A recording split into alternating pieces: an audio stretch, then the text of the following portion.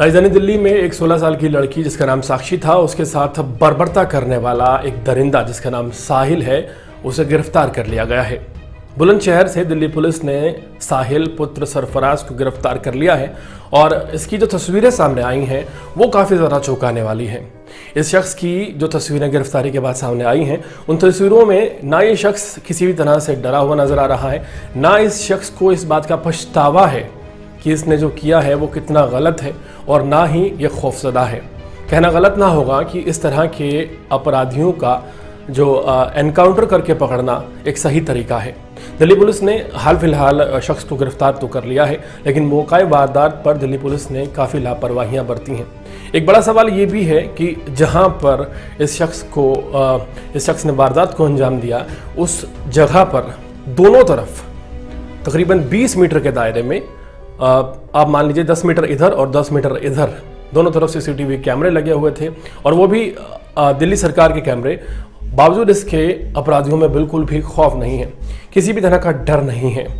हैरानी इस बात की भी है कि जब इस शख्स को गिरफ्तार किया गया और पूछताछ की गई तो इस शख्स ने कहा कि लड़की और इसके बीच रिलेशनशिप चल रहा था, ये दोनों रिलेशन में थे और किसी बात को लेकर मनमुटाव हो गया था और उसके बाद इस शख्स ने इस लड़की को मार दिया। अब सवाल ये है कि क्या जो दो लोग रिलेशन में होते हैं, क्या मनमुटाव के बाद इतनी जघन्यता को अंजाम दिया जा सकता है? सवाल इस पूरे मामले में कई बड़े खड़े हो गए हैं। सवाल ये भी है कि जो लोग बाद में ये चीख पुकारना चाहते हैं कि महिलाएं सुरक्षित नहीं हैं, लड़कियां सुरक्षित नहीं हैं, बेटियां सुरक्षित नहीं हैं, वो तमाम लोग मौका वारदात पर वहाँ मौजूद थे, वहाँ से निकलते हुए जा रहे थे, किसी ने इस शख्स को रोकने की भी कोशिश नहीं की। सवाल ये भी है कि उन सीसीटीवी कैमरास का क्या फ़ायदा जो कैमरेस लगे के लगे रह गए, लेकिन दिल्ली पुलिस और इन अपराधियों में वो खौफ जो होना चाहिए वो बिल्कुल भी नज़र नहीं आता है। साहिल को बुलंदशहर से दिल्ली पुलिस ने आज सुबह गिरफ्तार किया है। कल रात से लगातार छानबीन जारी थी। दिल्ली पुलिस इस शख्स की तलाश ज़ोरों से कर रही थी।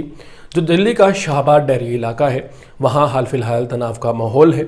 लड़की के परिजन बयान देने से बच रहे हैं, यहाँ तक कि वो लोग भी बयान देने से बच रहे हैं जो मौका वारदात पर वहाँ पर मौजूद थे। इस पूरी वारदात को देखकर ये यकीन करना मुश्किल हो जाता है कि कैसे इतनी पब्लिक के सामने कोई शख्स ताबड़तोड़ एक के बाद एक 21 से 22 बार लड़की पर वार करता है, और वार करने के बाद वापस आता है, एक बड़ा पत्थर उठाता है और लड़की को बार बार उस पत्थर से मारता है, लेकिन कोई भी विरोध करने की कोशिश नहीं करता, कोई भी पकड़ने की कोशिश नहीं करता। इतने लोग वहाँ मौजूद थे, अगर कोई भी चाहता और विरोध करता तो शायद लड़की की जान बच सकती थी।